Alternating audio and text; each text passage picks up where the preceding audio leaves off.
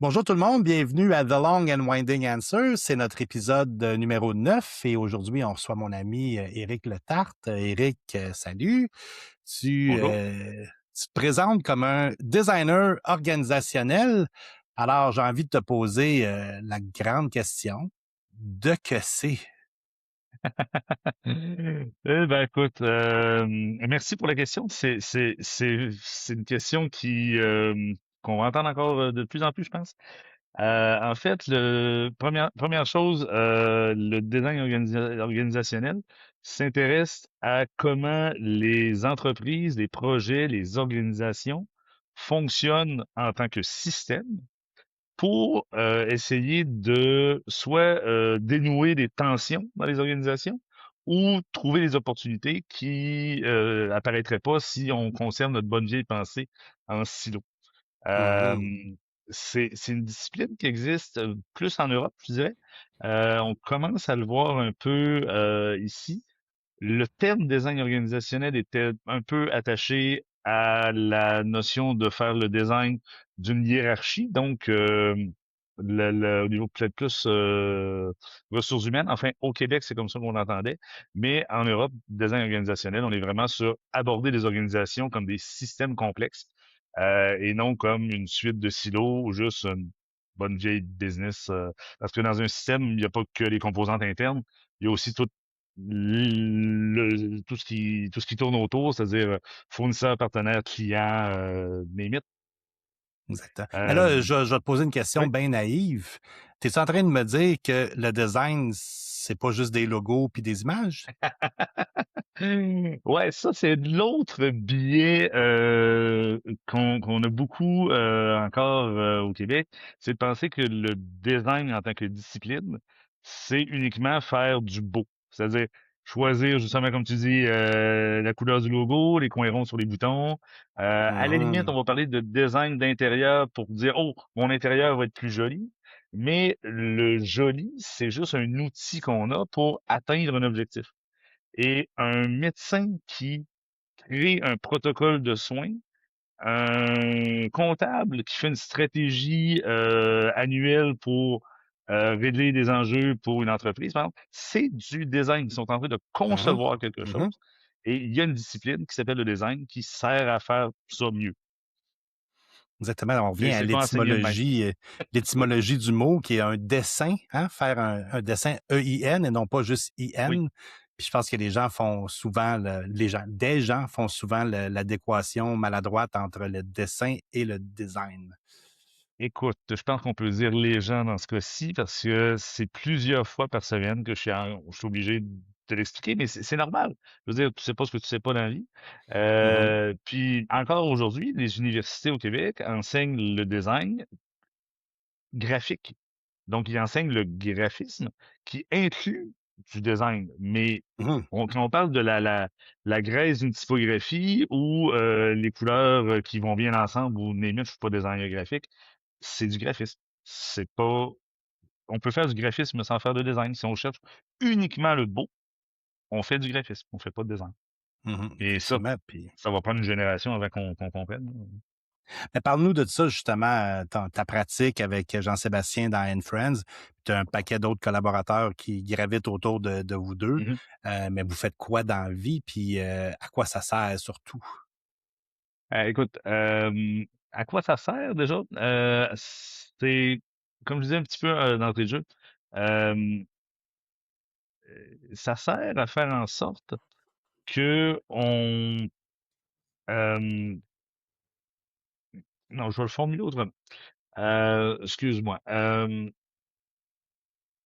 Il y a des enjeux dans les grandes organisations, ben, même dans les plus petites, qui sont récurrentes depuis, si on va du côté de Minsbel, à peu près au moins depuis les années 50, voire un peu avant, quand on est passé vraiment avec un mode corporatif. Mhm, Ces enjeux-là, on a essayé plein de manières pour les résoudre. La dernière en date, c'est un peu ce qui nous intéresse, c'est-à-dire de voir ces structures-là comme des systèmes, voire des écosystèmes, et de les analyser comme tels. Fait que c'est avant tout une posture, hein. Euh, Tu sais, par exemple, il y a 1 an et demi, 2 ans, on a aidé qui était quand même assez connu dans le milieu de l'innovation et des startups, bon, surtout en métropole, à se transformer et à devenir Québec Tech. Ben ça, il y a pas de liste de choses à faire quand tu prends Mais non. une entreprise puis tu essaies d'en faire une autre avec la même équipe dans un temps plutôt restreint, etc. La seule manière qui apparaissait à Richard, le DG, à cette époque-là, c'était de se dire, bon, ben, on va le voir comme un système, comme un organisme vivant. On va l'analyser pour voir quelles sont les composantes. Puis on va regarder comment on peut prendre ces blocs-là, un peu comme des blocs Lego, en fait. Mhm, Prendre les mhm. blocs Lego de la Ferrari, de la F1 et essayer d'en faire un hélicoptère. Puis avec des Ouais. nouveaux objectifs, avec des nouvelles composantes, etc. Mais tu sais, le design organisationnel sert à ça, c'est-à-dire qu'on prend les organisations puis on les fait évoluer. On peut se dire, on peut les faire croître si on est absolument, mais on sait que la croissance commence à être un petit peu challengée, croissance à tout prix. Euh, et ben, grosso modo, ça peut servir, comme dans le cas de Startup Montréal vers Québec Tech, de réellement transformer une organisation d'un point de vue administratif, mission, équipe, etc. Ça peut être aussi, parce que je sais que tu tripes gros sur les IA, de prendre une technologie transformatrice comme Mhm. les IA, puis au lieu de juste injecter de la technologie dans l'organisation en disant, bah, ça va bien aller, de toute façon, tous mes concurrents le font, fait qu'on va aller acheter la technologie du plus gros joueur, puis nous Bien autres sûr. aussi, on va mettre ça dans notre organisation. On peut, un designer va dire, attends un petit peu, on va commencer par comprendre qu'est-ce que fait vraiment cette technologie-là.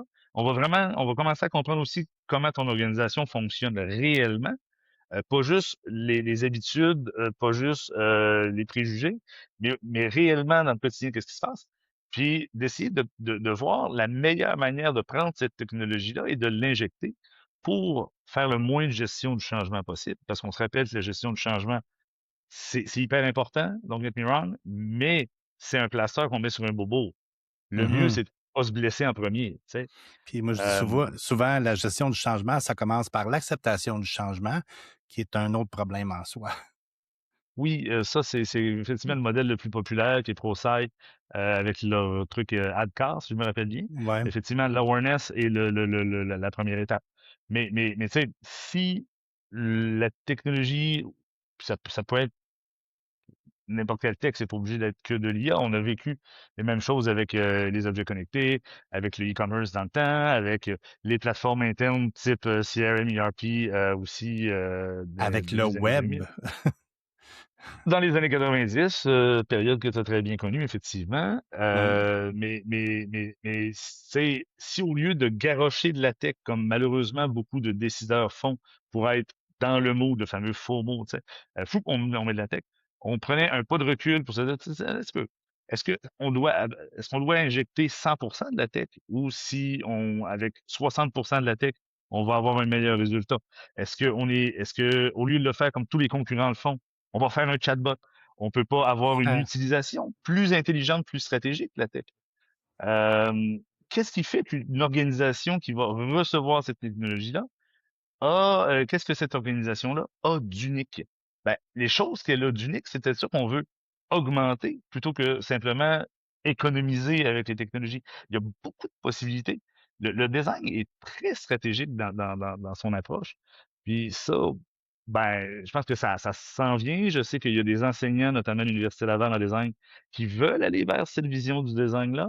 C'est déjà présent si on va voir certains programmes à CY, ou à State, à Paris, qui enseigne le design avec un peu cette vision-là. Mais on est, je pense, au début là, de ce pivot de la discipline. OK, Va prenons le faire. un exemple peut-être extrême là, dans l'entreprise typique monolithique, mettons les banques. Là.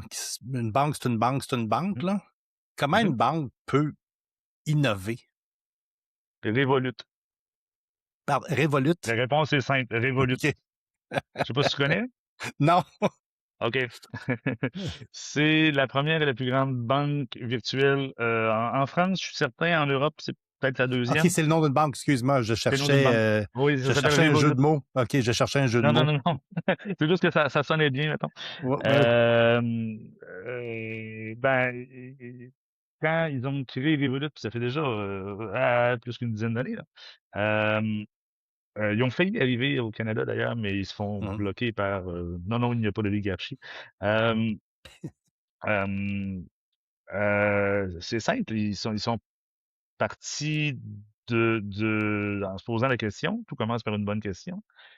Qu'est-ce qui marche pas dans une banque? Qu'est-ce que les autres banques osent pas faire? Puis ils ont fait ça. C'est-à-dire, il n'y a pas de lieu physique. Il n'y a jamais de frais. Tu vas à l'étranger, tu utilises ta carte, il n'y a jamais aucun frais. C'est parfois se demander comment ils se payent. Ben, ils se payent tout Mmh. simplement de la même manière qu'une banque devrait faire. Plutôt que de farmer ses clients, tu investis leur argent, puis tu fais de l'argent là-dessus pendant Mmh. qu'il est placé. Puis bon. Fait que, tu sais, cette idée de farmer les clients d'une banque avec des frais à gauche à droite pour aucune bonne raison, parce qu'on sait très bien qu'en technologie, ça coûte pas 3,50 de faire un transfert Interac. No! Euh, ben, ils ont tout pris ça, puis ils ont enlevé tout ce qui était superflu, ils ont gardé que l'essentiel, dans une idée que bon, on n'a plus besoin d'un lieu physique pour une banque. Tu as Puis mentionné, va voir les chiffres de Revolut en Europe, ça marche. tu as mentionné tantôt en parlant justement du design organisationnel, que c'était une pratique peut-être plus européenne qui commence à s'installer ici. Toi-même, tu partages ta vie entre l'Europe et le Québec, particulièrement la France et le Québec, mais tu te promènes Mhm. un peu partout, tu es appelé à donner des conférences un peu partout. Mhm. C'est quoi la grosse différence entre l'Europe et le Québec au niveau business et au niveau design? Euh, oups, la grosse différence. Euh, Écoute, je vais essayer de la faire plutôt un peu caricaturale pour pas Mhm. froisser personne, OK? Euh, on a tendance en Amérique à dire qu'on est un petit peu cow-boy, c'est-à-dire que on va tirer puis on va poser les questions après, tu sais. Ouais. Euh, de ce que je vois de l'approche européenne, puis je suis pas, encore une fois, c'est ce que j'ai vu moi, mais je peux me tromper, euh, c'est qu'il y a une acceptation de la réflexion qui est plus naturel. Ici, on veut que tout se passe vite. On veut que la personne à qui on demande un conseil, elle ait déjà la réponse, qu'elle prenne surtout pas le temps de réfléchir, de prendre du recul, d'analyser. Non, Hmm. non, on veut la réponse tout de suite. En Europe, c'est naturel de dire, ben, mais je veux surtout pas que tu me répondes tout de suite, que tu me répondes tout de suite, pardon. Tu vas me répondre avec tes idées de top of mind. C'est pas ça qui m'intéresse. Ça, tout le monde est capable d'avoir les mêmes idées de top of mind. Ce que je veux, c'est de la profondeur. Je pense qu'on pourrait peut-être justement faire une grosse caricature là-dessus. Profondeur versus surface. C'est Rapidité intéressant ça, ouais. versus, disons, C'est intéressant parce que c'est temps vrai qu'on d'efficace. évalue, même on évalue, je dirais, l'intelligence des gens comme ça. On va dire de quelqu'un ici, ben, il est vite, lui. On lui pose une question, il y a tout de suite une réponse, tu sais. Oui, mais c'est normal, on est élevé de même, Christian. Mhm. Je No, veux dire, I know. c'est le premier élève qui lève la main, qui donne la réponse, puis s'il a la réponse bonne, il a son rush de dopamine. Ouais. Pourquoi est-ce qu'on dit pas, levez pas votre main, prenez une minute pour réfléchir, puis Mhm. après ça, prendre quelqu'un au hasard dans la classe et lui demander la réponse? Ouais. Non. On demande à premier qui lève la main. Je le sais. Je sais que j'étais un geek. C'était toi qui levais J'étais la un main. nerd quand j'étais petit. J'étais le premier à répondre tout le temps. C'est une erreur. Je pense que c'est une erreur. On Ouais. se forme dès le bas âge à des comportements qui sont, tu sais, je veux dire, si tu te fais courir par un jaguar, peut-être que tu as besoin de réfléchir vite, là. Ça va, là.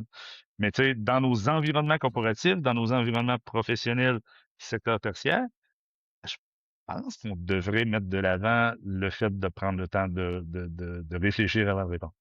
Puis là, je vais te poser une question qui a l'air d'une question piège, mais tu sais que ça n'en est pas une. Alors, si on veut prendre notre temps, est-ce qu'on devrait tous s'embaucher des grands cabinets de consultants pour venir prendre le temps de nous expliquer ces choses-là? Euh, plus ou moins piège parce que j'ai un petit peu le feeling que les grands cabinets vivent une période plutôt houleuse en ce moment. Je pense qu'ils ont eu les deux mains dans le plat de bonbons pendant très, très longtemps. Ils se sont servis allègrement. Je ne repasserai pas sur les Mhm. scandales Accenture, McKinsey, etc. Et là, on leur redemande, après peut-être 25-30 ans, de recommencer à travailler. Parce que, encore une fois, Mhm. don't get me wrong, je crois que le consulting a sa place, puis je crois que si on remonte historiquement aux origines du consulting moderne, hein, on ne Oui, tournera oui, pas oui. avec le fou du roi, là, euh, il y a une entreprise ne peut pas avoir tous les savoirs et les niveaux de profondeur intéressants ou vraiment, vraiment puissants dans l'organisation à temps plein. Donc, d'aller vers des cabinets qui, eux, ont développé une réelle expertise de pointe sur des sujets. Puis quand je dis expertise de pointe, ça peut être juste exactement ce que je fais, c'est-à-dire en toute humilité. C'est-à-dire, mon expertise de pointe, c'est savoir prendre du recul. Oui. Regarder la forêt, pas juste l'arbre. Mais c'est une sorte d'expertise. Or, les grands cabinets se sont beaucoup diversifiés.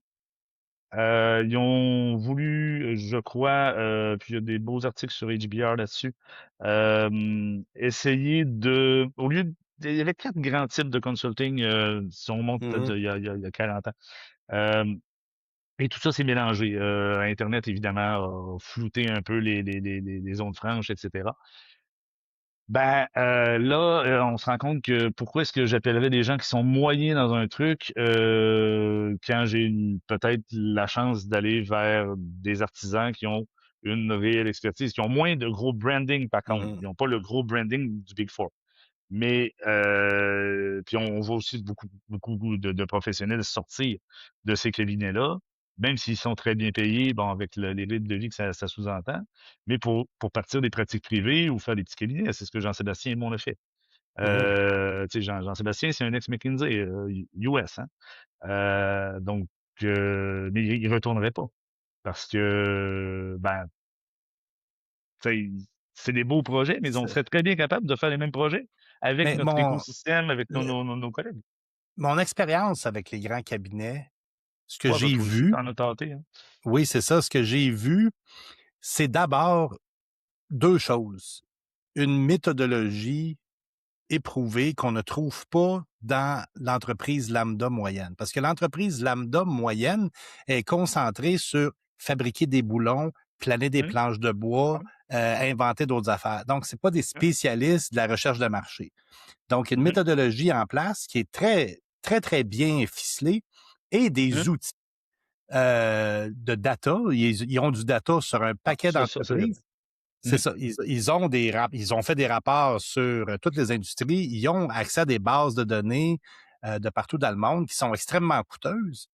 mhm, Et c'est peut-être là où le bas blesse pour eux présentement, c'est que ces données-là, là, ChatGPT les a aussi, là. Cloud AI les a aussi, même Google les a. Puis dès le moment que tu développes un semblant de méthodologie, ben, je suis pas en train de dire que tu es capable de faire le travail de tous ces grands cabinets-là, mais tu es capable d'accéder peut-être à certaines réponses plus rapidement ah, qu'avant. ben, là-dessus, il y a un truc intéressant qui parle vraiment de design en plus. Mhm. C'est-à-dire que il y a une petite métaphore cute qui veut, mais je pense, elle est cute, mais je pense qu'elle est assez On vraie, aime les métaphores. de se baser sur du data ou comme McKinsey, par exemple, d'avoir leur espèce de cercle de super experts américains qui est Mhm. capable de donner un conseil que à peu près personne d'autre est capable de faire parce que lui il l'a fait 20 fois. Ça, c'est conduire la machine, c'est conduire la voiture en regardant dans le rétroviseur. Parce que ça Ouais. ne parle que du passé. Mhm. C'est factuel. Les chiffres, tu peux extrapoler, mais reste que tu vas extrapoler, tu seras pas sûr, tu sais. Mhm. Et le design, on dit que c'est une discipline qui regarde en avant, mais tu sais, on peut pas prédire l'avenir. C'est pas de la prospective, bien sûr. Mais le design se pose la question, OK, peu importe ce qui s'est passé avant, comment est-ce que dans le futur, on va être capable de faire? Et Mhm. peut-être que on va faire la même chose qu'avant, puis on va le constater a posteriori. Ben bon, on a refait la même chose qu'avant, mais tu sais, ça marchait, c'est cool. Mais peut-être qu'on le fait autrement aussi, parce que quand on regarde vers l'avant, on regarde des nouveaux paramètres, des nouvelles conditions. Et la discipline donne les outils et les méthodes, justement, comme tu disais, parce qu'il y a Mhm. énormément de méthodes et d'outils en design, pour s'adapter à ce qu'on voit dans le futur, à ce qu'on voit venir. Fait qu'au lieu de faire du business as usual, ben, on se pose constamment la question, comment est-ce qu'on s'adapte? Puis ça peut avoir l'air un peu effrayant au début, mais c'est juste un muscle, l'adaptation, hein. Mhm. On a beaucoup parlé de résilience à l'époque de la pandémie, etc. Euh, Puis, ben, le terme a été un peu galvaudé, là. On peut revenir à Jean Kelevitch si vous voulez être sur du truc un peu sérieux.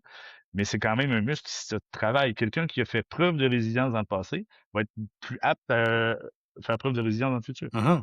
Bien sûr. Ça s'apprend. Et une entreprise, c'est pareil pour une entreprise. Donc, oui, ça peut paraître effrayant de dire, oh, on va arrêter justement de regarder les données que tout le monde est maintenant capable d'avoir accès. Puis on va se poser la question, OK, comment on s'adapte réellement à ce qui s'en vient? Comment est-ce qu'on développe cette capacité-là à arrêter de conduire la voiture en regardant dans le rétro? C'est super intéressant qu'est-ce que tu dis là, puis j'imagine que tu as encore plus d'exemples que moi parce que tu en as fait ton métier, mais moi, j'ai vu des entreprises, des organisations, des personnes à l'intérieur de ces organisations-là avec la meilleure volonté du monde, une volonté d'innovation, de changement, commencent un processus avec des gens comme toi ou comme moi ou d'autres. Et à un moment donné, the shit hits the fan. Ça commence à moins bien aller. Puis là, on revient conservateur. Là. Puis c'est naturel pour Mhm. un être humain d'être conservateur quand ça va pas bien. Mais Oui, tous les bons vœux pieux de désir d'innovation, de besoin d'innovation prennent le bord. Puis là, on va refaire ce qui marche. Tu as dû en vivre quelques-uns. plusieurs. On n'est pas obligé de nommer de nom. Euh, écoute, quand c'est factuel, Oui, c'est oui, pas dire du mal effectivement. des gens, c'est juste factuel. Mhm. Mais qu'est-ce que tu veux aborder par rapport Mais à ça au-delà de... en fait, ma question, mon intervention, c'est euh, comment on peut se rendre future-proof euh, en ayant cette bonne volonté-là aujourd'hui parce que ça va bien, puis on dit faut qu'on s'améliore, faut qu'on innove, faut qu'on prenne de l'avance sur nos concurrents, whatever la phrase qui marche dans ton boardroom. Ouais. Puis quand ça commence à avoir de la houle, pour prendre une métaphore maritime qui t'est chère, Je comment on reste au fait pour niveau des garder ça? voitures pour être accessible.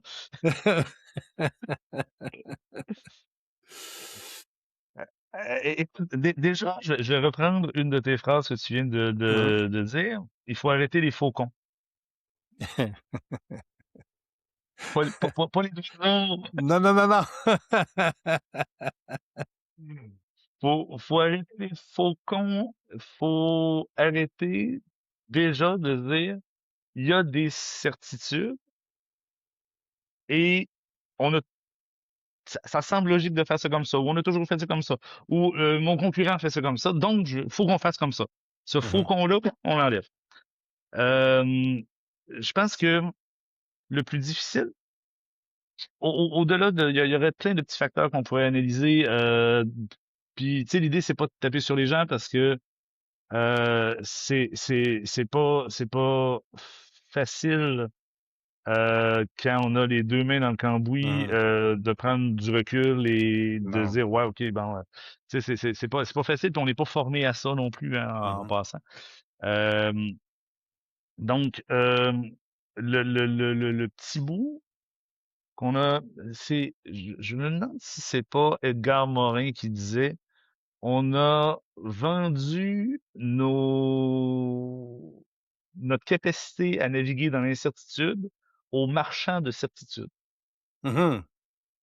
Et quand on parle de marchand de certitude, qu'est-ce que c'est? 100%, disons 95% des discours commerciaux au niveau du B2B visent de rassurer. de dire tout va bien aller. On sait que c'est pas vrai, mais Mhm. on a créé cette espèce de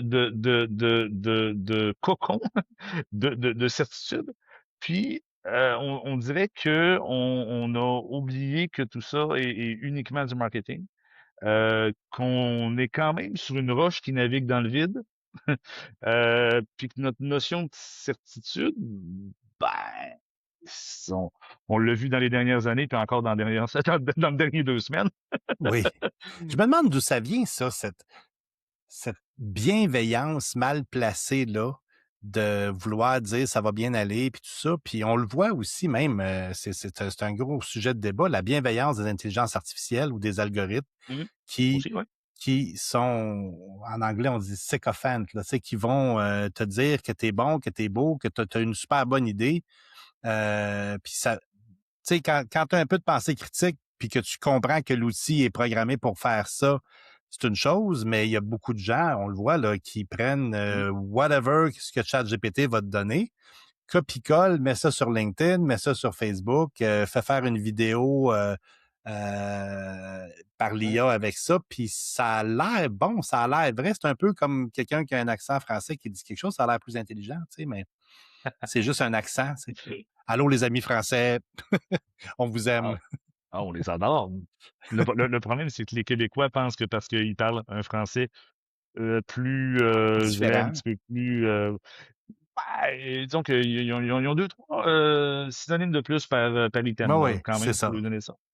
Euh, ils savent mieux faire. Soyons réalistes, là. Tu sais, Mhm, c'est le livrable qui compte, là. C'est mhm, pas la manière d'en parler, tu sais. Non, mais ça, tu vois, regarde, on parle d'être dans des environnements surconfortables, donc trop confortables, qui nous sortent un peu de la réalité. Une autre chose, hein, en design, c'est appeler un chat un chat. Ça, il y a beaucoup de oui. gens qui n'aiment pas le design à cause de ça.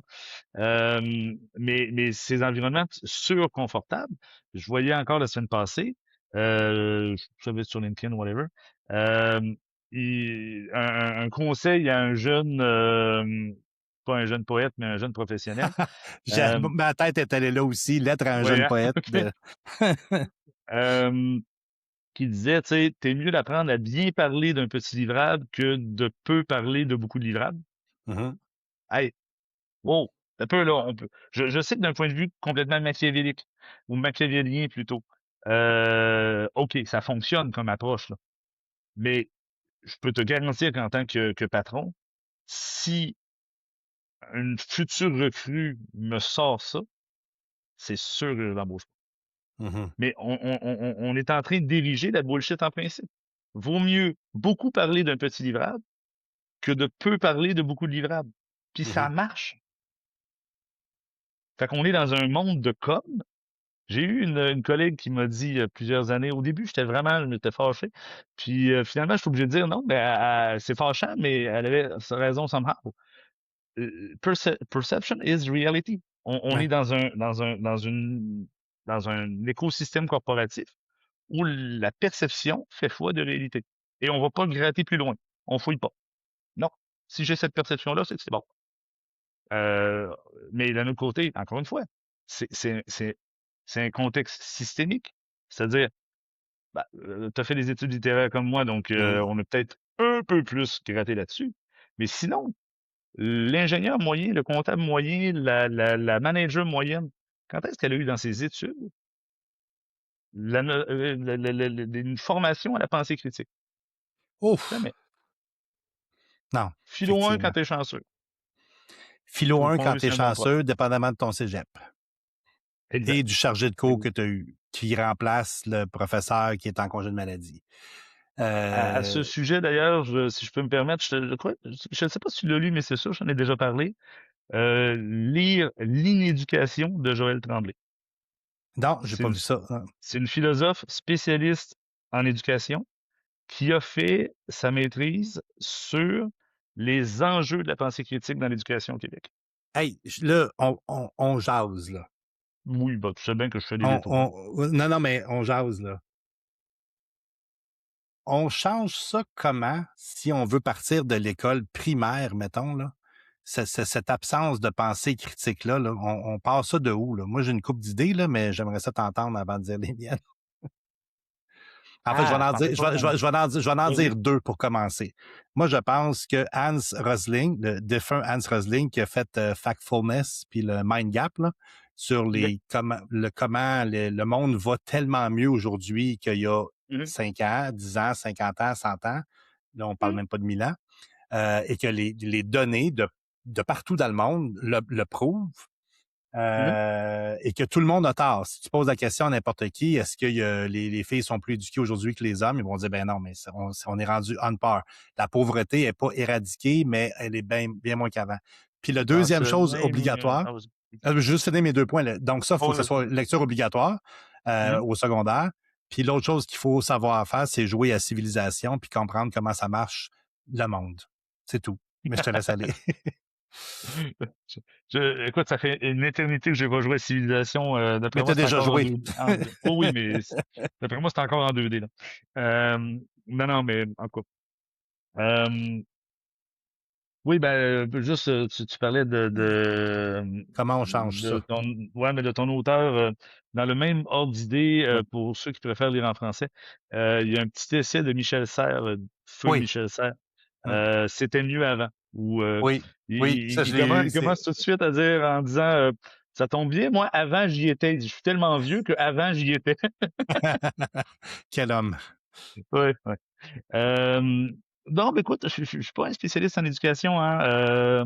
Puis t'as raison de dire qu'on a l'impression que c'est moins bien maintenant, mais oui, je pense qu'à l'époque, le cours classique qui était préalable à n'importe quel Hum. métier amenait peut-être un peu plus cette idée de pensée critique, de parce qu'il y avait déjà un an de philo, tu sais, qu'il fallait faire Et obligatoirement.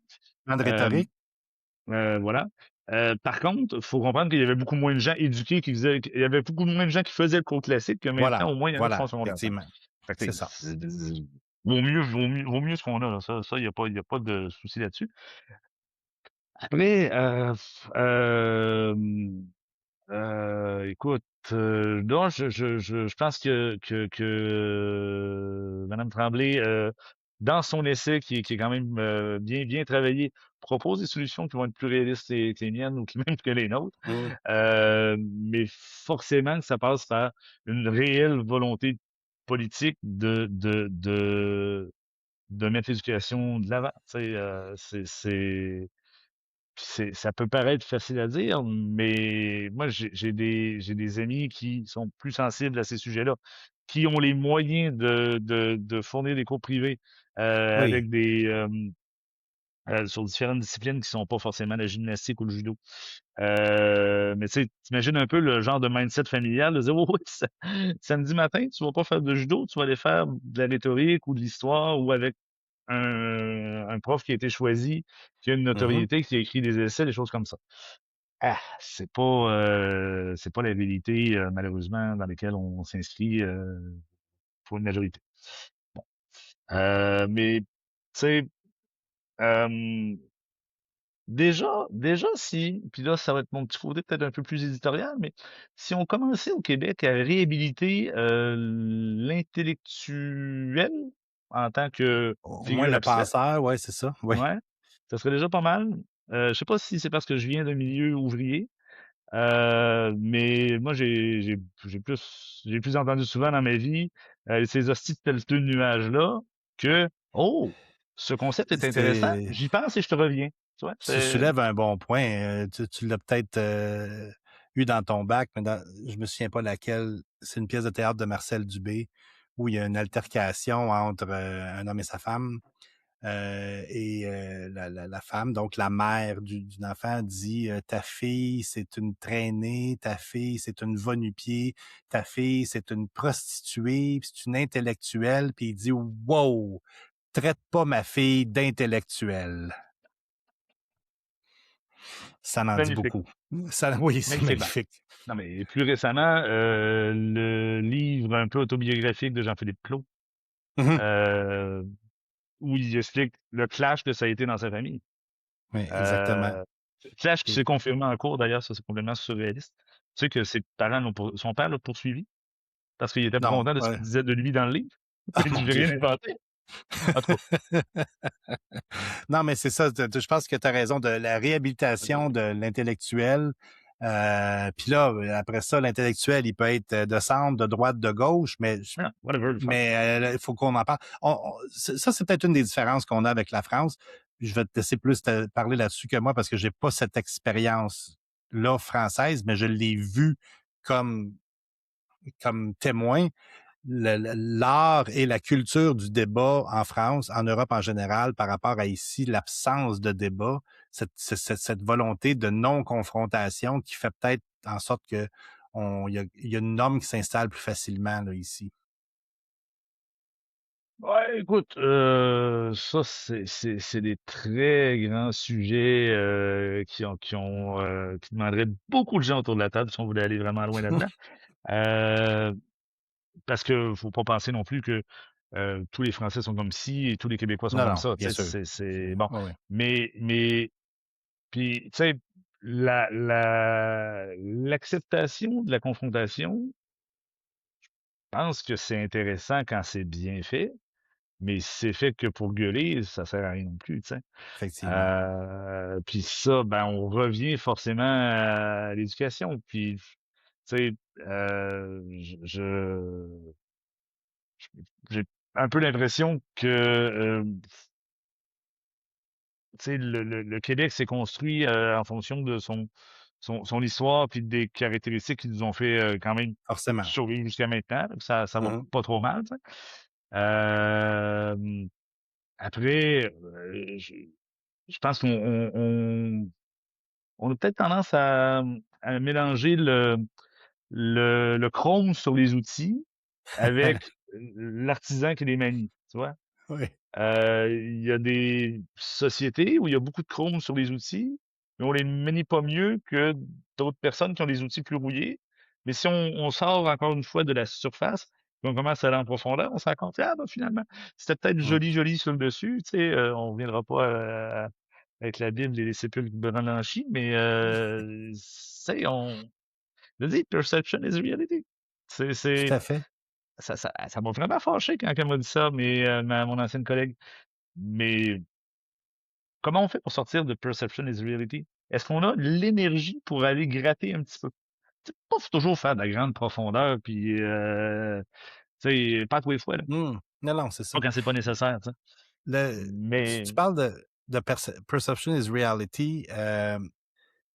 Je veux, je veux qu'on prenne ça au rebond, puis je veux parler du jeu dont tu es le co-auteur avec mhm. Jean-Sébastien Dec. Je pense que c'est vous deux, right? Il n'y a Oui, oui, oui. pas, il y a On pas de fait tout à tierce l'heure. personne. On fait tout à Oui, l'heure. exactement, qui s'intitule La partie prenante. Et moi, j'aime encore plus son nom en anglais, le Boardroom Drama. Mais je comprends je comprends le- Petite correction ici, mon cher. c'est le nom de code, Boardroom oui. Drama, c'était le nom de code. C'est le nom Le de nom code, c'est officiel en ça. anglais, c'est Boardroom Adventure. C'est ça. Je suis un happy few qui connaît le nom de Oui, code. oui.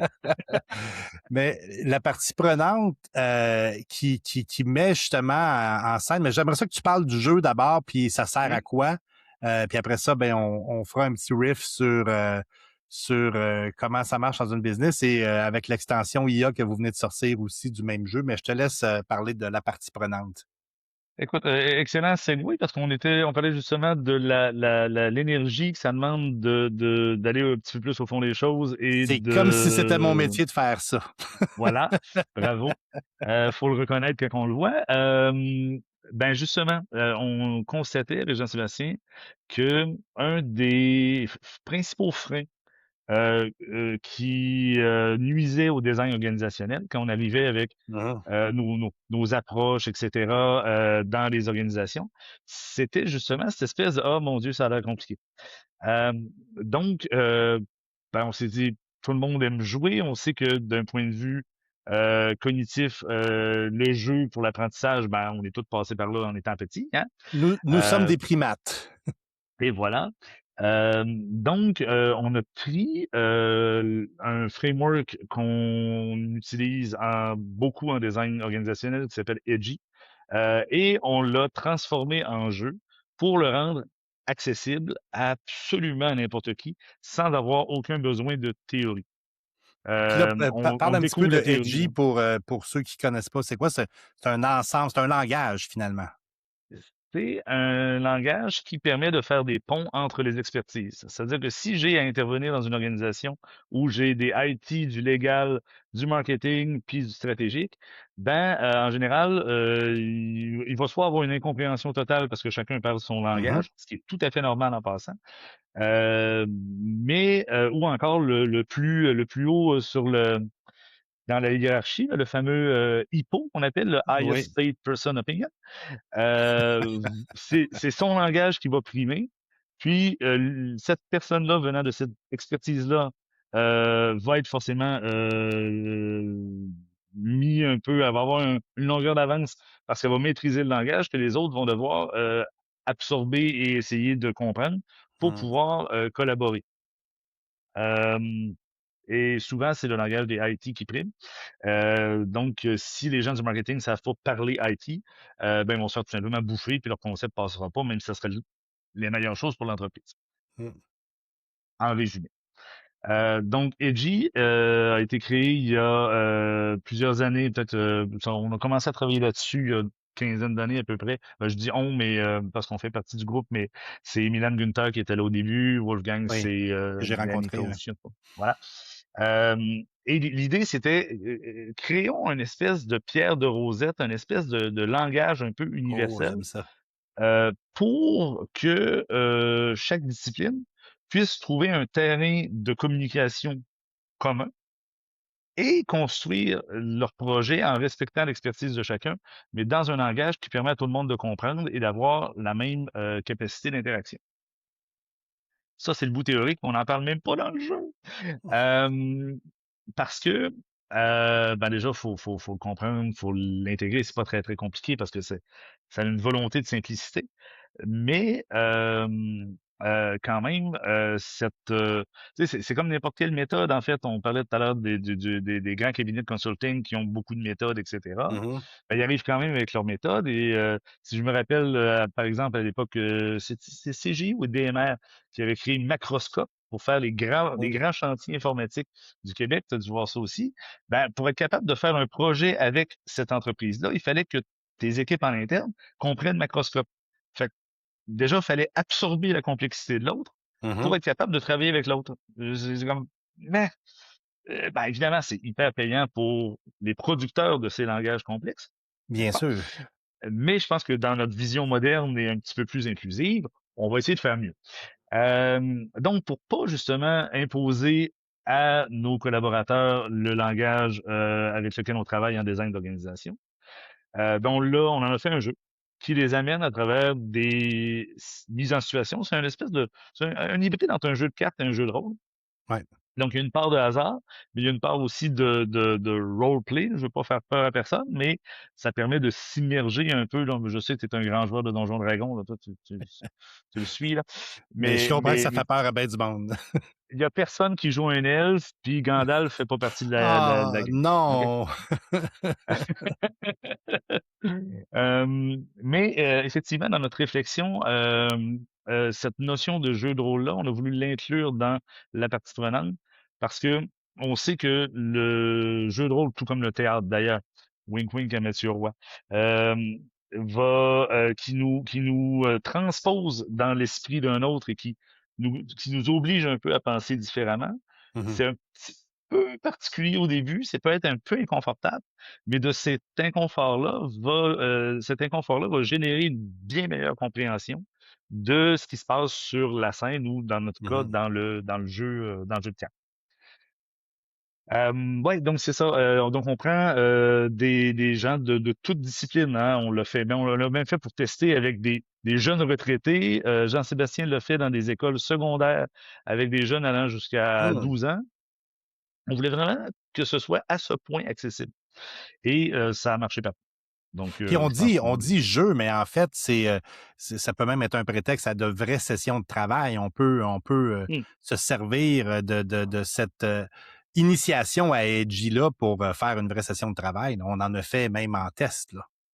Ben, oui, absolument. Là, on parlait vraiment plus de l'idée de jeu, c'est-à-dire que la première partie qu'on va faire avec les équipes. C'est une partie uniquement ludique, donc on prendra pas un vrai enjeu de l'organisation, un enjeu réel. On prendra pas. Chaque personne va avoir un rôle qui n'est pas le sien dans la vie, pour être certain qu'on ne puisse pas juste se reposer sur ses acquis, tu vois. Donc, on est vraiment dans une première partie ludique. Ça prend à peu près 1 heure. Si on fait un petit débrief, 1h30 maximum. Ensuite, parce que là, il y a une familiarisation qui a été faite avec certaines dynamiques du jeu, ben, on va reprendre les mêmes cartes, mais en l'utilisant avec des sujets qui sont de plus en plus proches de la réalité, puis qui, à terme, peut-être, je dirais, pour les groupes qui l'intègrent, là, disons, en moyenne, après 2, 3 parties, on est prêt à prendre une réelle tension de l'entreprise, pas organiser le prochain party de Noël, là, Mhm. genre merge and acquisition ou un truc comme ça, et dire, OK, notre scénario de jeu maintenant, c'est cet enjeu, c'est cette tension qu'on a dans l'organisation, puis on va utiliser la même méthode pour l'explorer. Peut-être pas la solutionner comme ça, là. Il n'y a pas de magie, hein. Il y a beaucoup de trucs, mais il n'y a pas de magie. Mhm. Mais pour explorer les pistes de solutions qui sont déjà beaucoup plus collaboratives que ce qu'on voit en général, qui sont aussi souvent beaucoup plus créatives que ce qu'on voit en général. Mhm. Mhm. Euh, Puis, je reviens avec l'idée que le design organisationnel voit les entreprises comme des écosystèmes.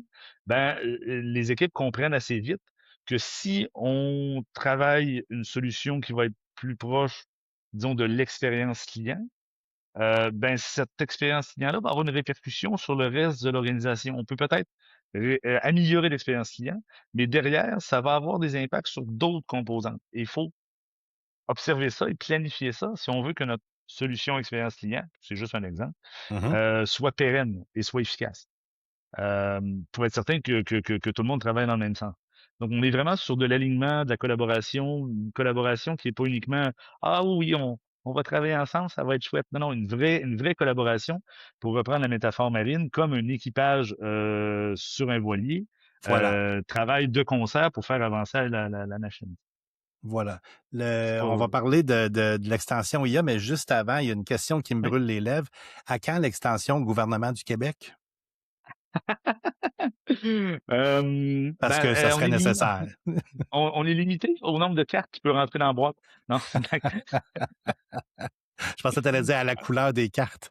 Mais Écoute, ben en fait, on a déjà un petit peu une espèce de plan moyen terme pour les prochaines extensions. C'est-à-dire que celle sur l'intelligence artificielle arrive.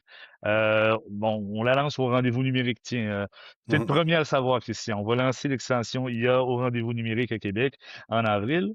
Je suis dans Euh, les Happy Fews, encore une fois. voilà. Mais on a déjà une liste d'autres extensions qu'on veut concevoir.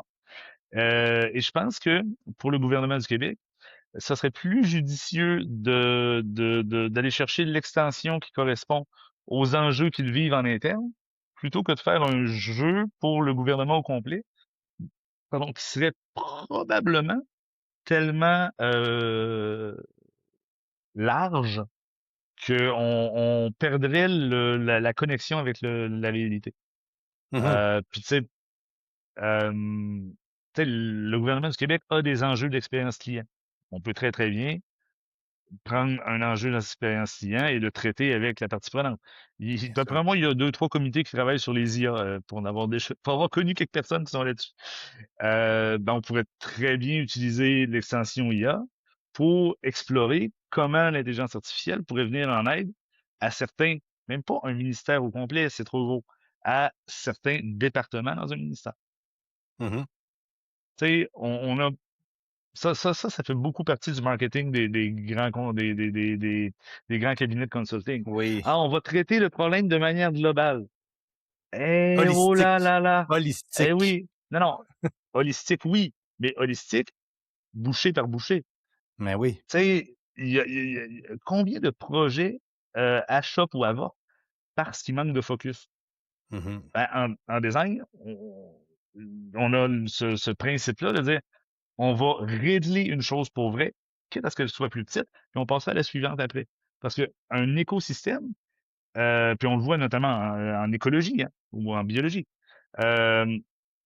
c'est tellement complexe et il y a tellement de composantes que si on essaie de tout voir tout d'un coup, ben, tu sais, on peut faire un BIM comme en construction, là, mais puis même, Mmh. tu sais, les BIM sont critiqués parce que tu viens que ton espace cognitif individuel est tellement surchargé de données que ben, tu sais même plus si tu es en train d'oublier quelque chose.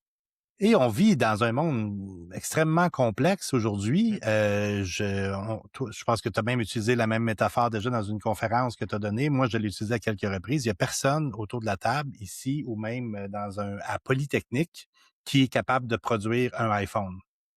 Par contre, Même pas tu prends même un toaster. même un toaster, on l'a prouvé effectivement. Donc, si quelqu'un voulait fabriquer un toaster from scratch, c'est très, très, Pas très, possible. très, très, très, très difficile. Mais c'est parce que ça implique des dizaines, voire des centaines de métiers différents. Exact. Il y a un historien qui m'a déjà relancé, qui me dit, si je mets des bouts de bois et des ficelles sur le pupitre ici, il y a personne ici qui est capable de faire du feu avec. Alors qu'il y a 20 000 ans, tout le monde était capable de faire du feu avec ces deux bouts de bois-là, puis c'était de la ficelle. On a perdu ça parce il y a eu une translation dans nos savoirs vers d'autres choses, mais le monde est très complexe aujourd'hui. Mm. Puis on demande à des décideurs politiques, je l'ai dit un peu en boutade tantôt, mais c'est quand même un métier difficile parce que on leur demande de prendre des décisions sur des choses sociétales qui a des répercussions tellement partout avec qui peut parler intelligemment de l'IA aujourd'hui, là? C'est extrêmement difficile parce qu'on peut parler Exact. très technique, on peut parler très social, très philosophique, très Mm. pédagogique, puis ça va être des versions différentes, forcément. Et tu vois, c'est pour juste clarifier quand tu parlais d'une approche holistique, il y a une chose de dire d'un point de vue marketing, Mmh, je vais mmh. m'occuper de toute la patente, ce qu'il faut. Euh, Puis Ça c'en permet de est une autre de facturer dire, plus. oui, c'est voilà.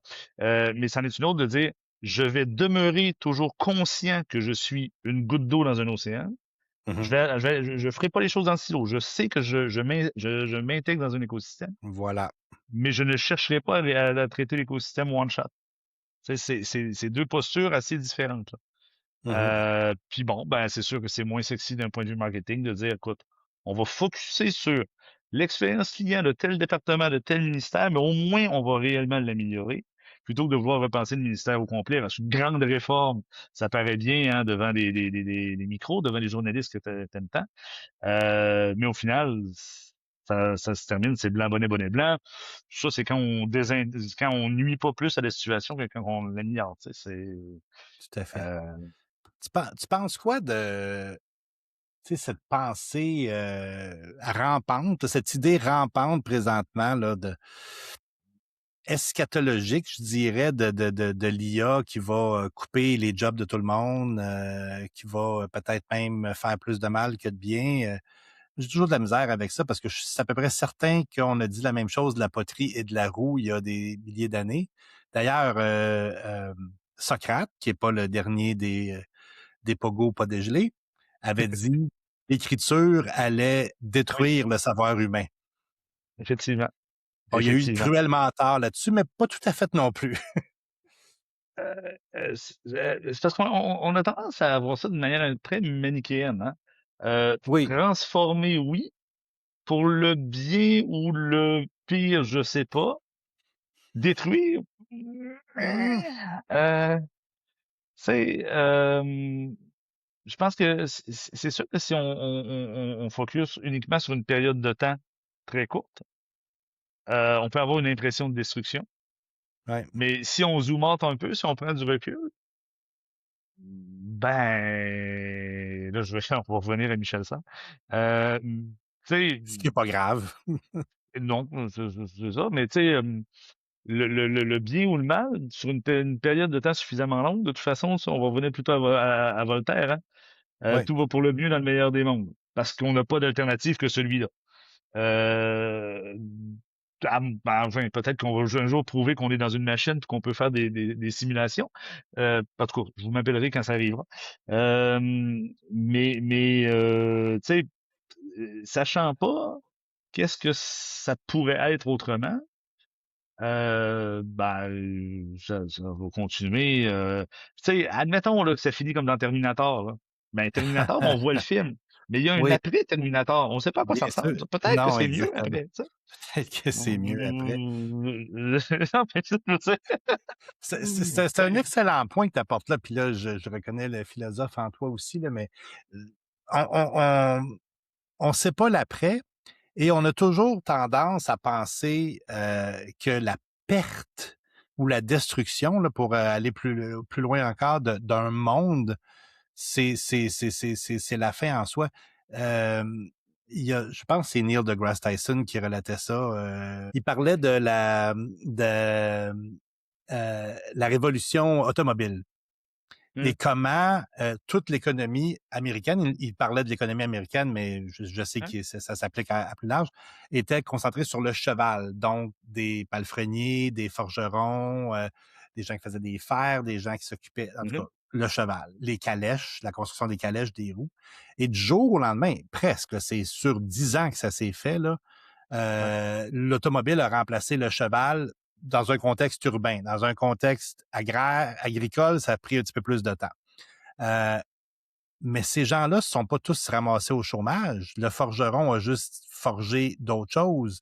Le gars qui mhm, faisait des roues de calèche s'est mis à faire des roues de char. Le gars qui faisait des banquettes de calèche s'est mis à faire des banquettes de voitures. Et c'est pas pour rien que les premières voitures ressemblaient beaucoup à des calèches avec un moteur. Mais le monde se transforme, puis je pense que pour des gens de langue et de texte comme toi et moi, c'est sûr qu'on peut dire ah ben mon Dieu, ChatGPT va me remplacer. Ou non, ChatGPT est un outil de plus que j'ai dans mon arsenal aujourd'hui pour m'aider à écrire mieux, plus vite, whatever. oui, puis tu sais, faut pas oublier qu'on est, c'est quoi, ça fait 4 ans que ChatGPT a été mis grand Grosso public, si je me modo, rappelle bien. 2020, mettons à peu Ouais, près, ouais. 22, il me semble, c'est après la pandémie. Ça, je suis sûr. Excuse, Euh, c'est Jasper AI en 2020, le prédécesseur. ouais, Ouais. ouais, voilà. OK, Ouais. cool. Whatever. Euh, ça se peut-tu qu'on soit juste au début? Ça se peut beaucoup. Tu sais, j'avais la discussion avec un ami, Nicolas Petitjean, justement sur ça il y a quelques mois. À savoir, lui, son point, puis j'ai trouvé ça brillant. Quelque chose que on l'avait filé, mais il l'a vraiment bien formulé, c'est que ce qui bluffe actuellement avec les LLM, les IA génératives, Mhm. c'est l'aspect anthropomorphique. Oui. C'est-à-dire qu'on n'a plus l'impression de manipuler une machine, on a l'impression de discuter avec un humain. Mhm. Et ils le font très bien, globalement. Et cet aspect anthropomorphique, on n'est pas prêt d'un point de vue cognitif que ça soit y arrivé aussi vite. Tu sais, quand on nous a mis nos premiers Commodore à l'époque, ça trahit nos âges, Mhm. en fait, dans les mains, puis on les voulait dans le Sega, ou même les premières consoles Oui, Nintendo, oui. on comprenait très bien qu'on utilisait une machine pour jouer. La manette Voilà. était très peu anthropomorphique. La cassette dans laquelle il ne fallait pas souffler, c'était même écrit dessus, personne ne l'avait lu ça. Je sais pas, moi, ça m'est jamais arrivé de souffler dans mon meilleur ami pour le déboguer. Tu sais, je veux dire, non, on savait que c'était un objet. Mhm. Euh, oui, oui, ça, on arrive, c'est un peu edgy, là, on va redescendre. Euh, mais reste que, il y avait aucun, c'est pas possible de se méprendre entre la Non, machine c'est ça. puis même un robot, même tu sais, oui, les robots de Boston Dynamics, etc., sont hallucinants au niveau des mouvements, mais Mais tu peux je pas te le tromper. confondrais C'est ça. je le confondrais pas avec mon neveu, tu sais, même si j'en ai pas. Mhm. Euh, voilà. Tandis que l'IA, faut comprendre, hein, encore une fois, autre recommandation de lecture, The Game d'Alessandro Barico, c'est-à-dire Mhm. Alessandro Mhm. Barico, pardon, Oui, oui, très bon livre. pour, pour se doter d'une perspective historique des technologies. Ouais. Puis il y a Carl Bessette qui est en train de faire l'Aude. Et le volume 1 est sorti l'année passée, volume 2 est sorti, je pense que ça fait un mois et demi. C'est québécois. Et il refait aussi l'histoire de l'informatique. J'aime mieux la perspective de Barico, mais Mhm. Bessette, c'est quand même super cool. Puis en plus, c'est Québec. Hein? Bon. Mhm. Donc, si on remet ça d'un point de vue historique, On a commencé à aimer les conversations par clavardage quelque part à la fin des années 90 avec le IRC. Après ça, on a Oui. eu ICQ. Toudou! Après ça, tout le monde était sur MSN, machin. Et qu'est-ce que ça a fait, ça, dans les 20 dernières années? On s'est habitué à communiquer d'une manière qu'on n'avait jamais communiqué avant, qui est ni complètement synchrone, Mhm. qui est ni complètement asynchrone, mais qui est textuelle. Ça, on pense peu à l'impact social C'est et majeur, ça. cognitif que ça a eu. Mais on s'est très bien habitué à ça, à part quelques personnes qui veulent absolument pas texter, grand bien en Mhm. face, mais on s'entend qu'on est une société de texteux. Bon. Et là, on nous donne une machine qui fonctionne comme un de nos moyens de communication préférés avec nos humains, qu'on sait que c'est des humains. Puis là, tout d'un coup, on a le même canal, mais avec une machine. On n'a plus une manette où on comprend très bien que, comme je dis, je faisais pas bouger mes amis avec ma manette. Tu Et sais? si tu commences à l'utiliser avec la voix, ben là, tu n'as même plus cette barrière-là du texte. Tu peux parler avec l'IA et les voix, pour reprendre ton expression très française, sont bluffantes. C'est très difficile de c'est très difficile de faire la différence aujourd'hui avec une IA verbale et un humain. Là. Ça, Exact. Mm, Fait que là, on est actuellement la micro-génération, un peu comme on a eu les Xenials avec la levée d'Internet. On est la micro-génération, qui va être plus étendue qu'une génération normale, mais bon, ouais. Il faut avoir connu qui les deux. est en train, qui est en train de vivre l'angoisse d'une technologie transformatrice hyper anthropomorphique. Hum, C'était juste jamais arrivé. On peut-tu nous donner une chance? C'est-tu mieux? C'est-tu pas mieux? Je ne sais pas. On peut-tu se laisser une chance de l'essayer? Ouais. Puis je comprends qu'il y a des notions d'éthique et tout, là, mais c'est pas ma spécialité. Je n'irai pas là. hum, Mais on peut-tu se laisser une chance avant de dire c'est le mal ou c'est la révolution?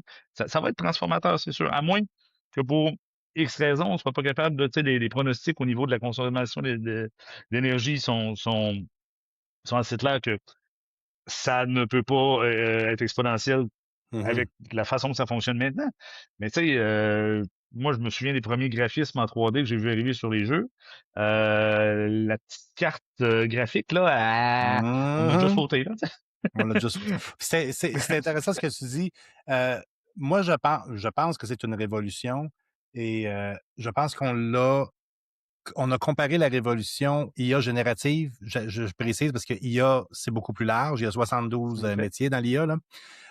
Mhm. Et l'IA générative comme révolution, il y a des gens qui comparent ça à l'invention de l'imprimerie. Je pense qu'ils ont parfaitement tort. Je pense que c'est aussi important, non pas que l'invention de l'écriture qui prédate de 7000 ans à l'invention de l'imprimerie, mais l'invention du langage.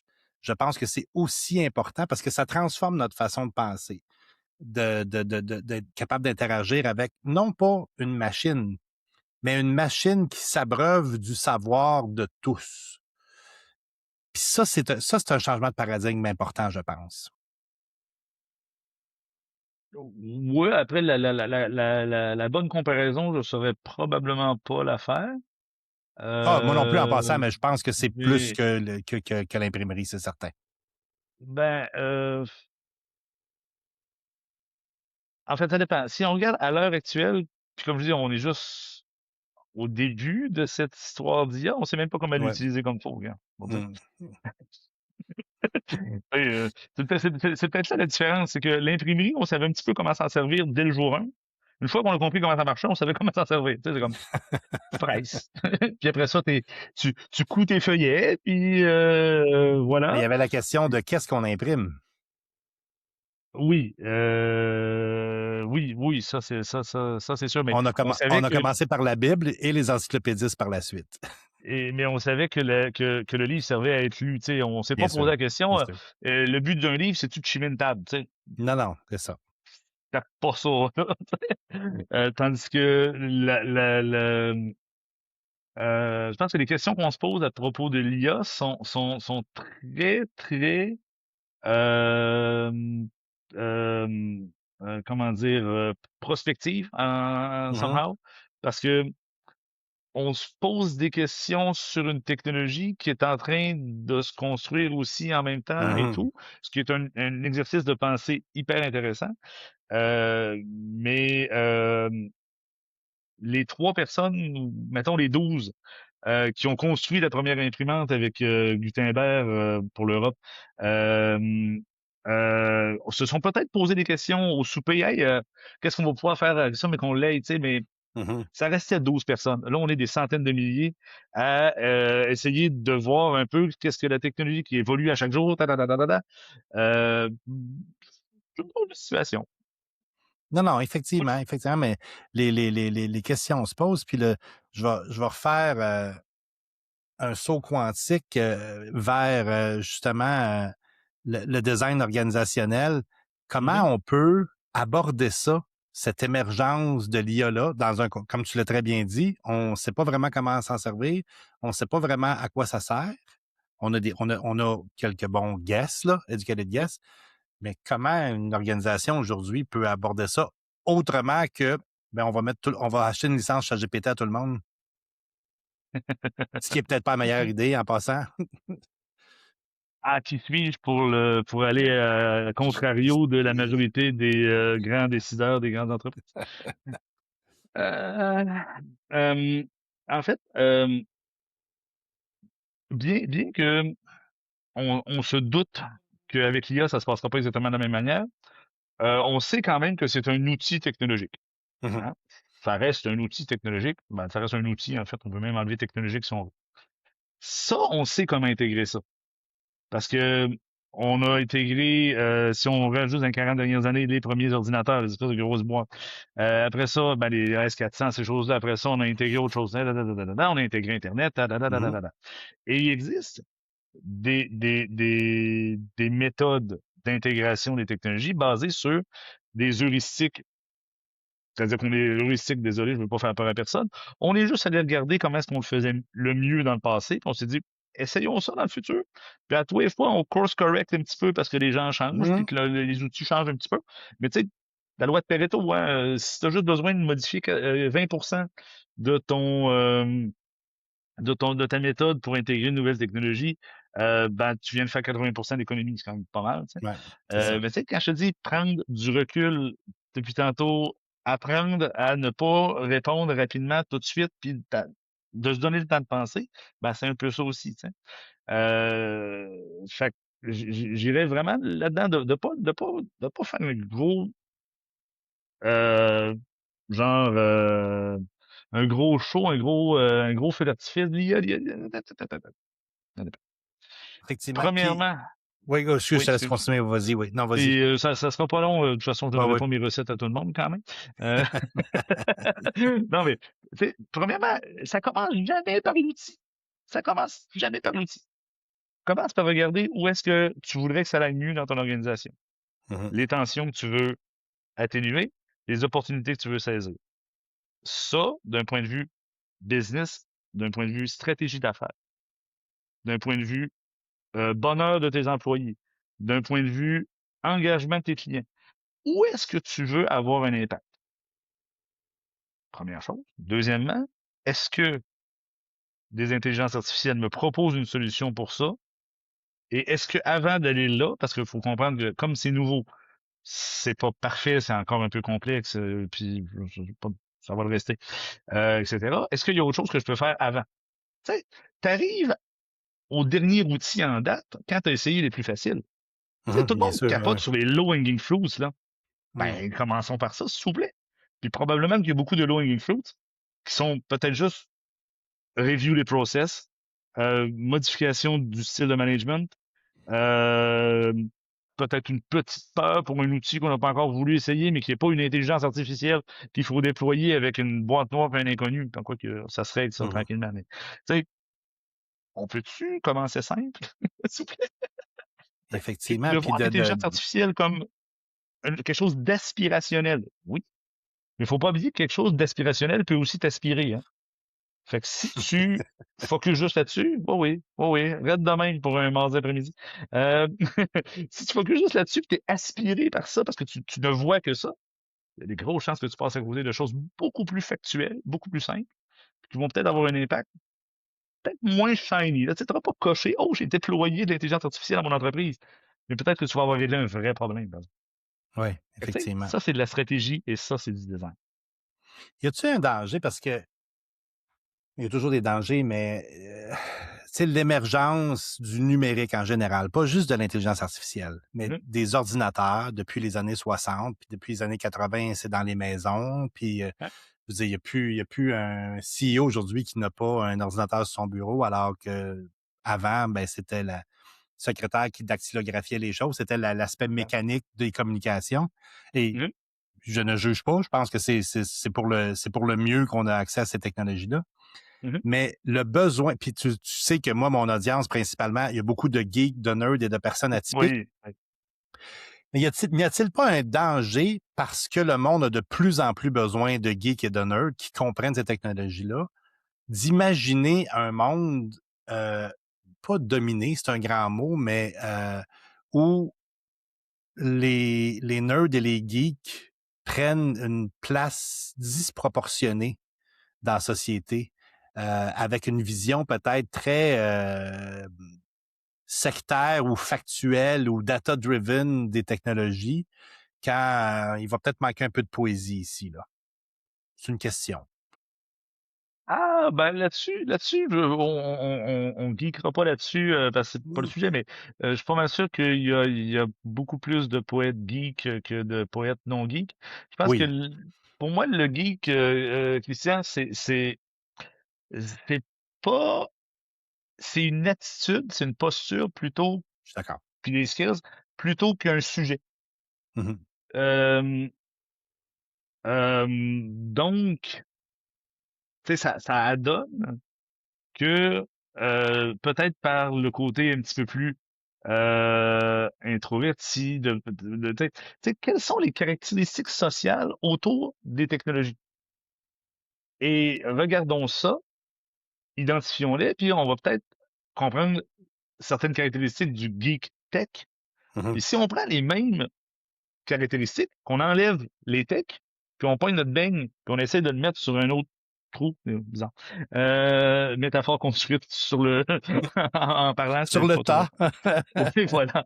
Mais si on prend nos caractéristiques, puis on le met par exemple sur un autre sujet qui est similaire, justement, c'est parce que tu parles de poésie.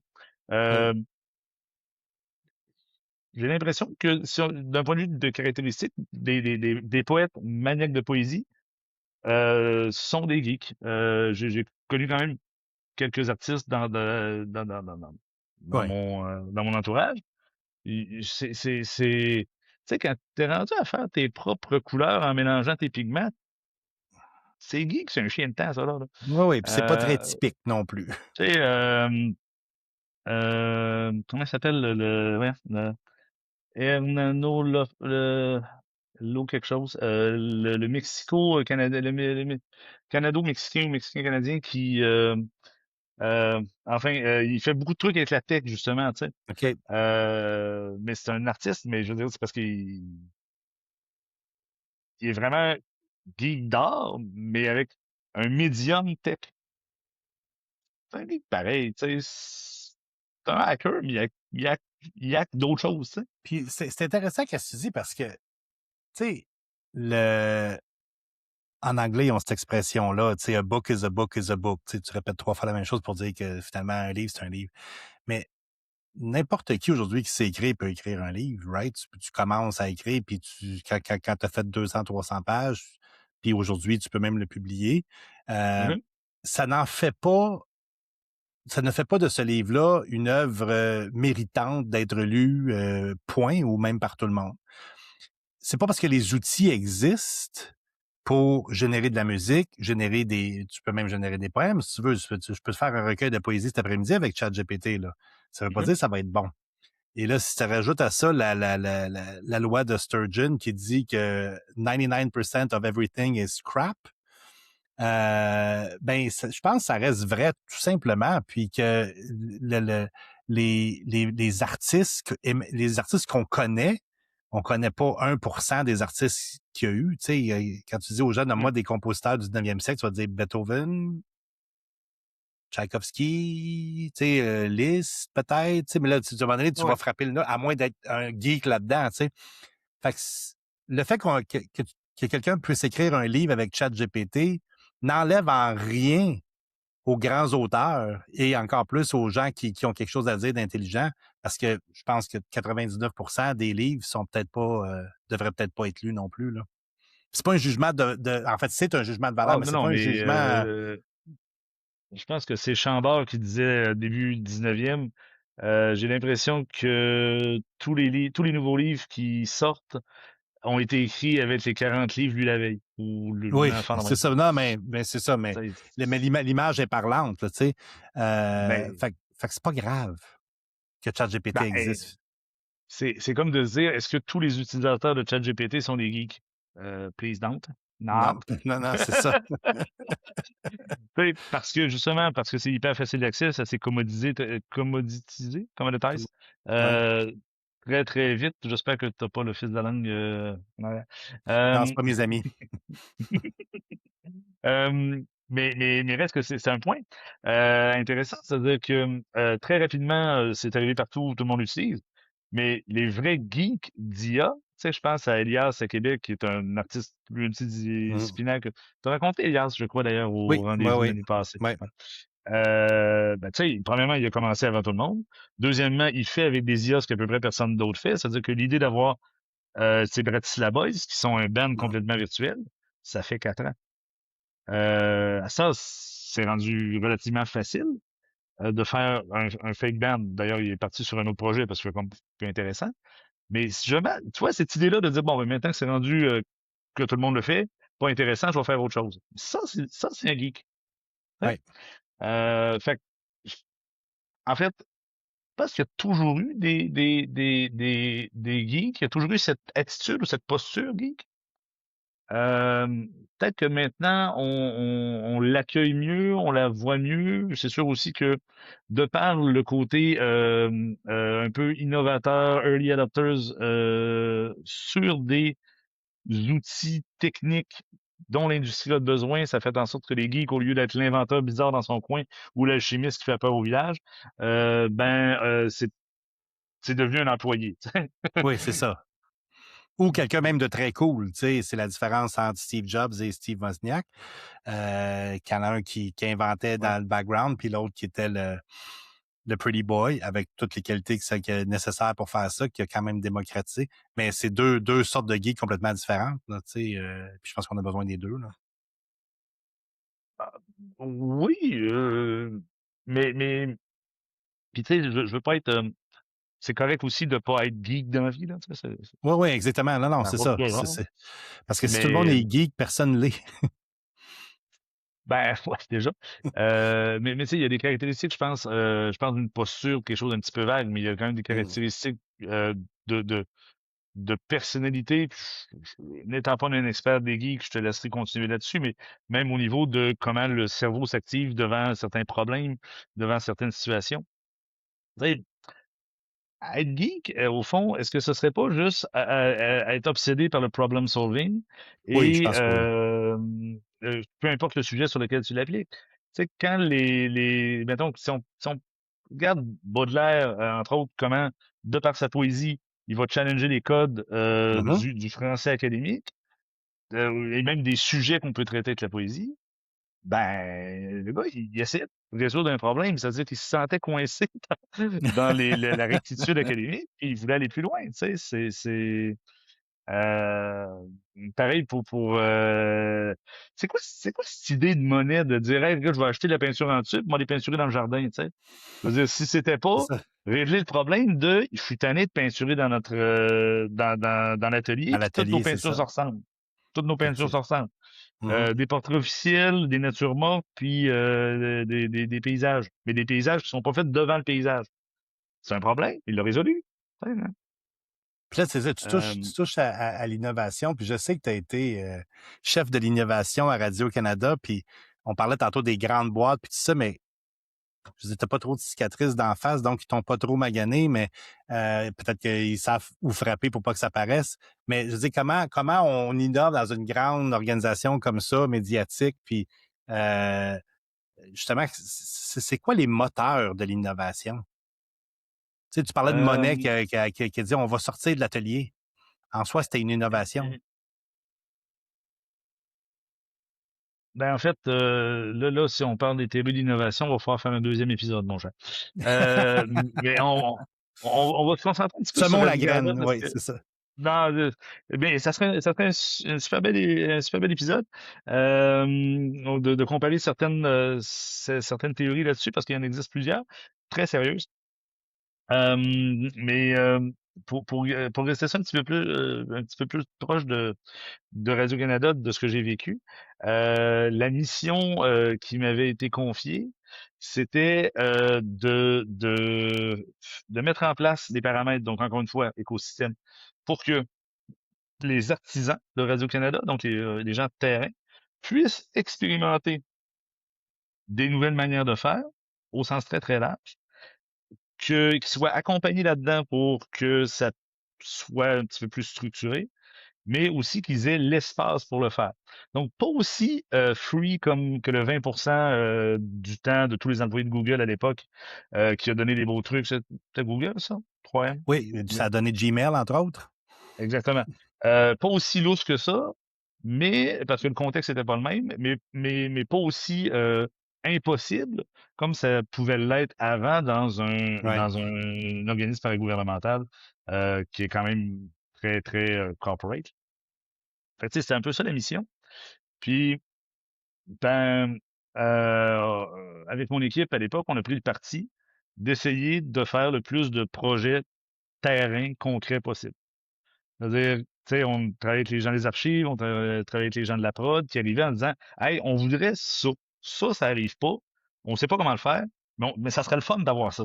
Tu sais, c'était Ouais. aussi, le brief était aussi bancal que ça. Puis il y avait besoin d'être bancal pour justement ne pas se limiter.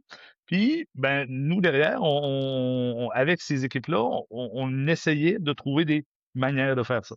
Fait qu'on était proche de l'invention, mais sans tomber dans de la R&D trop, trop deep. Mhm. Mais toujours sur des besoins très précis d'une équipe, d'un département, etc. Euh, évidemment, on maîtrisait la théorie derrière pour que les méthodes, les processus soient droites, mais on n'allait pas imposer ça à nos collègues parce que eux, ils faisaient le projet, ça les aidait ou pas, parce que des fois, ça marche pas. Puis après ça, ils passaient à autre chose, ils retournaient au business as usual. Tu sais, c'est normal. Fait que c'était un peu, c'est la mission, puis c'est comme ça qu'on l'a mis de l'avant. On aurait pu le faire de mille façons différentes, hein. Il y a pas, Mhm. mais on pensait que c'était ce qui pouvait fonctionner avec l'organisation, puis ce qui allait aussi motiver les artisans et les collègues. Euh, Fait que voilà, tu sais. Si tu le permets, Oui. je te mettrais sur le spot pas de te vanter un peu, mais de me parler de ce que je pense chronologiquement précédé ton rôle à Radio-Canada, Mhm. qui est le hackathon auquel tu as Ouais. participé. Puis me raconter cette histoire-là parce que je la connais, mais c'est fascinant Mm. comment vous avez hacké le hacking. Un petit peu, ouais. Ouais, ok. Euh, on est en 2017 et la boîte pour laquelle je travaillais à l'époque s'appelle Libéo, c'est toujours Où est-ce que existant nous à nous Québec. sommes rencontrés, effectivement? En temps. Si, effectivement. Euh, euh, Propose à l'équipe, s'il y en a qui voudraient aller un week-end faire le hackathon de Radio-Canada sur l'intelligence artificielle, on va pouvoir faire de la com autour de ça, vous allez pouvoir vous amuser et tout et tout. Il n'y a pas vraiment plus d'attente que ça. Tu sais, l'idée, c'est pas d'aller gagner absolument ou quoi que ce soit. Mais on dit si ça vous tente, tu sais, ça fait partie un peu de l'extra curriculaire d'une job, là, tu sais. Fait que nous autres, on le voit comme une opportunité. Fait qu'on monte une petite équipe de volontaires, hein, forcément. Euh, et le sujet du hackathon était comment utiliser l'intelligence artificielle pour aider les médias. C'était Mhm. quand même assez large. Je pense que c'est important de dire Puis, aussi que dans la petite oui, équipe de volontaires, il y a un développeur, puis il y a... OK, j'allais là, effectivement, d'accord. toujours représenter le crew. Euh, Dans le crew de volontaires, on a Deux devs, quand même deux, mais tu vas voir qu'il y en a OK. un qui va rester à Québec finalement. Euh, un designer, un stratège, ça c'est moi, et une chargée de projet, Marie-Ève. Ouais. Et là, on dit, bon, ben, écoute, c'est les 5 volontaires qui ont levé, on y va avec ça. On se connaissait d'avance. Évidemment, on avait Mhm. déjà tous un peu travaillé ensemble, tu sais, en agence, c'est assez proche. Mhm. Et on arrive le jour, on monte de Québec à Montréal pour aller au hackathon. Et puis, notre lead dev, en fait, est malade, mais comme un chien. Il dit, pas question, je me pointe là, je vais contaminer tout le monde. Deuxièmement, je suis même pas capable de me lever de mon lit, fait que, oubliez-moi. Mhm. Là, on dit, ouais, mais, tu sais, je veux dire, c'est quand même dommage, là, on va être à 4, puis tout le monde va avoir des équipes de 5.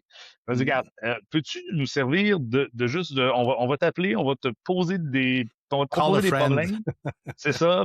Tu les fais de ton bord au rythme que tu peux, tu nous ramènes des réponses, puis on va le faire comme ça. Il dit, ah oui, il dit, OK, je veux pas vous laisser tomber.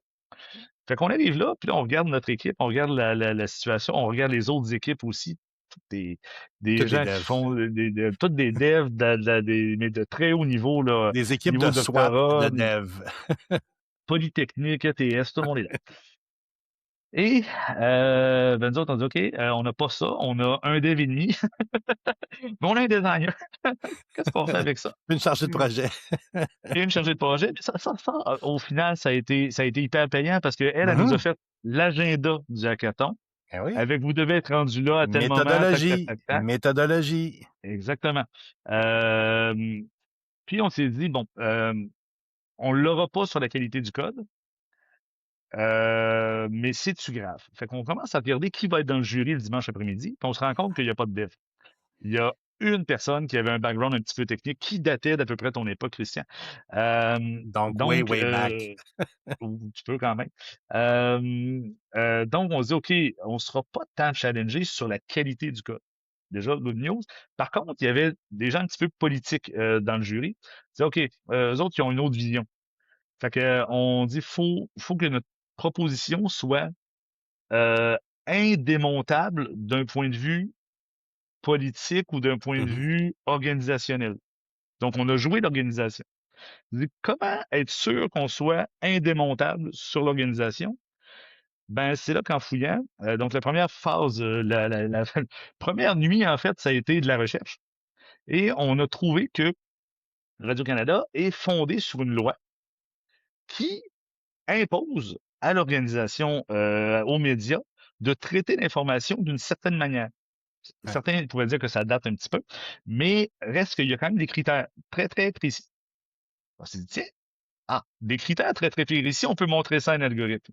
Puis on peut probablement enseigner un algorithme. Ben, ça, c'est pas moi qui l'ai décidé, hein, Mhm. c'est mes geeks. On pourrait probablement entraîner un algorithme à détecter quel contenu s'aligne avec la loi fondatrice et quel contenu est un petit peu hors champ. Edgy. Hein? Ouais. Exact. Et on s'est dit, ben écoute, regarde, ça, si on pense être capable de le faire, on le fait. Euh, Puis pendant que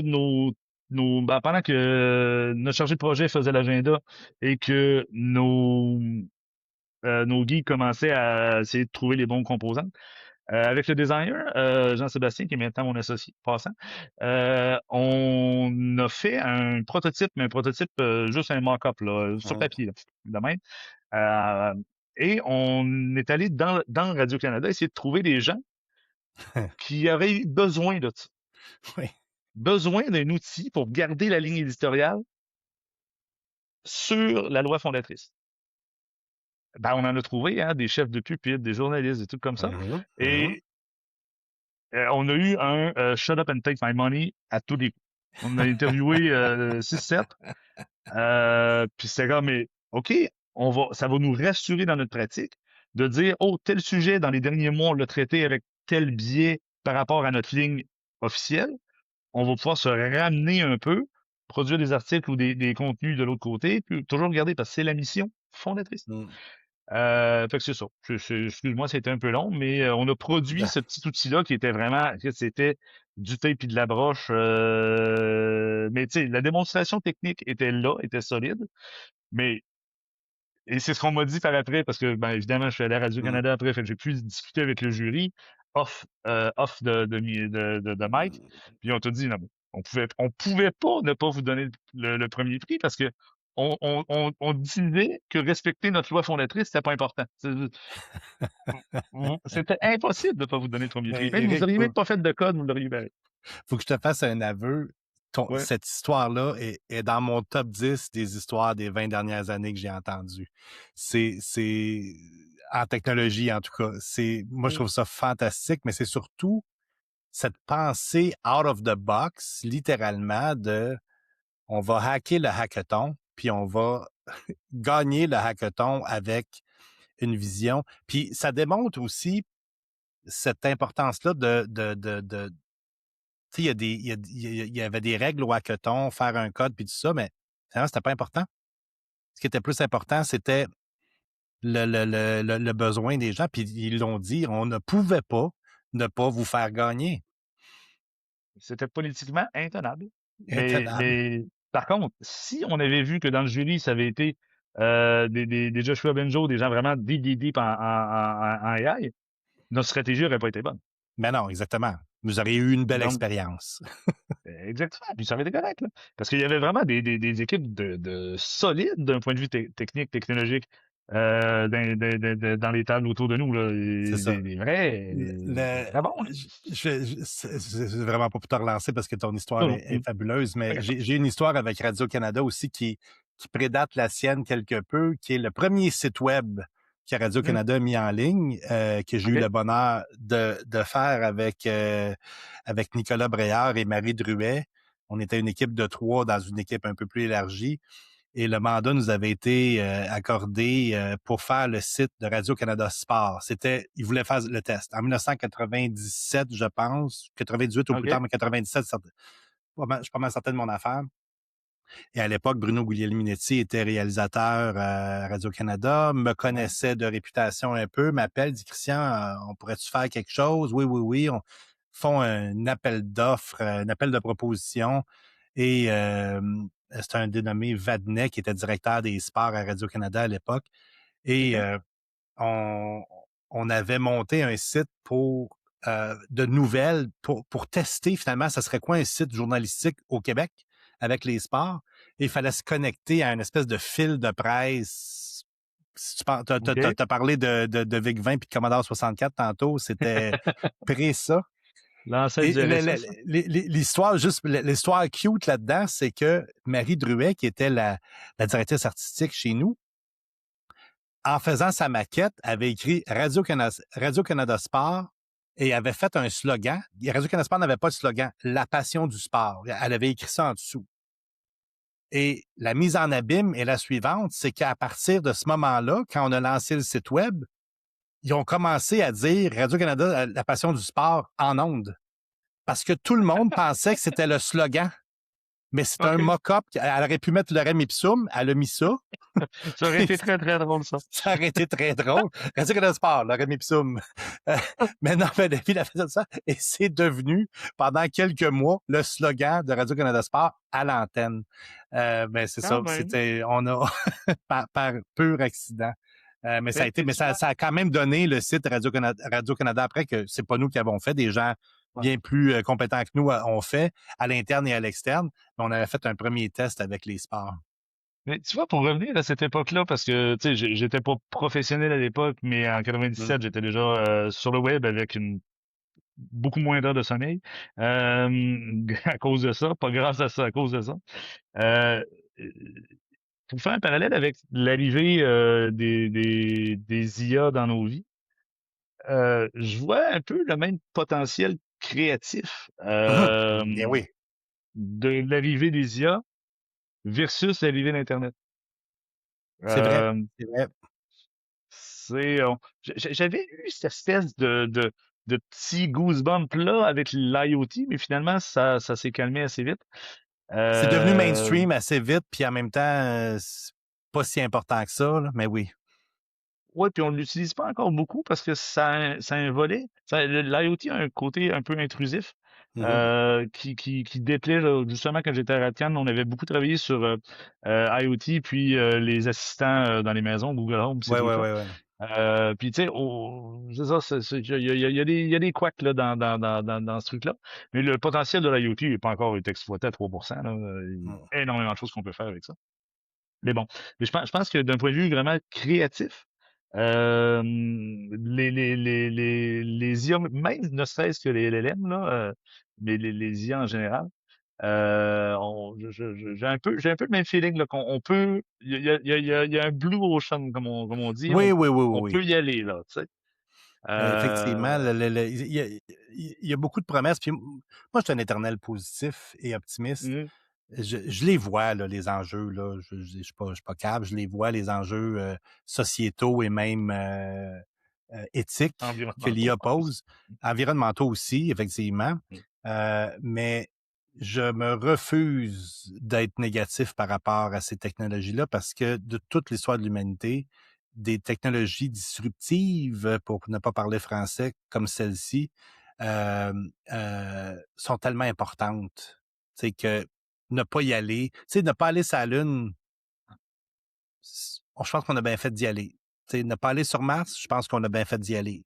Ne prendre la roue de poterie, la mettre sur le côté puis faire un chariot avec, je pense qu'on a bien fait de le faire. Tu sais.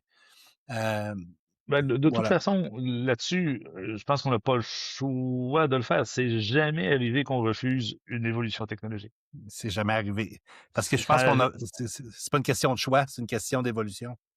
ça, généralement, c'est bancal au début, là, on va dire. Oui, Mais c'est ça, c'est juste une question de perspective. Tu sais, c'est, comme dirait le Mandalorien, this is the way. Tu sais, il n'y a pas, this is the way. y a pas y a pas à chipoter là-dessus. Après, peut-être que la rapidité avec laquelle, c'est peut-être juste une question de rapidité en fait qui fait que les gens freak un petit Oui, peu, tu sais. Parce qu'on avait des enjeux éthiques aussi avec le nucléaire, hein, en passant. tout à Euh, fait. en tout cas, fait que, tu sais, Mais c'est ça, c'est ça. l'accélération, la courbe est logarithmique, donc on a l'impression qu'on est dans un mur parce que la courbe est en hockey stick pour citer nos voisins anglophones. Puis c'est ce qui fait que ça fait peur parce qu'il y a pas aucun individu qui a le contrôle là-dessus. Ça fait peur à des experts. Là. Je veux dire, il y a des gens comme Lequin, comme Bencho Joshua, comme Mm. Harari, l'historien, qui prédisent quasiment la fin du monde là, de ça. Mais c'est La jamais fin arrivé non d'un plus. monde, peut-être. D'un La monde, fin ouais, c'est d'un ça. monde, peut-être. Tu sais, on a la même culture littéraire, mais il y avait la peur de l'an 1000, tu sais, à un moment donné, puis il y a eu Mhm, la peur de mhm. l'an 2000. C'est pas arrivé, tu sais. Puis encore là, tu sais, les doomsayers vont avoir raison une fois, quand ça va être vrai. Mais il y a Ben, personne qui va être là pour s'en rappeler. déjà, puis c'est pas que j'aime pas le marketing, puis que je suis pas complotiste, mais faut pas Mais on oublier les que invite pas au party. Doomsayer, non, mais Ouais. c'est payant d'être Doomsayer. Très payant. Très, très payant. Très payant. Les médias de masse ne vivent que de ça. Voilà. Fait que, Voilà. encore une fois, tout est un système. Hey C'est, Eric, oui, tu es l'auteur de la newsletter Source secrète sur LinkedIn. On peut te trouver sur oui, LinkedIn. On va faire la petite YouTube lien dans la description. Mais tu vas mhm. être au rendez-vous numérique en même temps que moi Ouais, en dans un mois. Ouais. avril. C'est ça pour Mhm. donner une conférence justement sur le jeu, la partie prenante avec Oui, en Jean-Sébastien. fait, l'angle qu'on va aborder avec Jean-Sébastien, c'est justement en quoi c'est un avantage ou c'est un choix stratégique de prendre de la théorie qui peut paraître rébarbative pour des nouvelles personnes qui sont en contact avec et de le transformer en jeu. Donc, d'une certaine manière, on va parler de gamification, mais pas juste de donner des points avec une carte, là. On va aller Non, plus non, loin que ça. je trouve ça je sais pas si on l'a dit tantôt, mais une des façons de décrire le jeu, la partie prenante, c'est le jeu qui fait exploser les silos. Mhm. J'imagine que vous allez aborder ça pendant votre conférence sur l'explosion des silos et comment bien Oui, le ben là, faire. Euh, ouais, ben en fait, on n'a pas beaucoup de temps, hein. On a 45 Mm. minutes avec la période de questions, puis c'est un gros sujet quand même.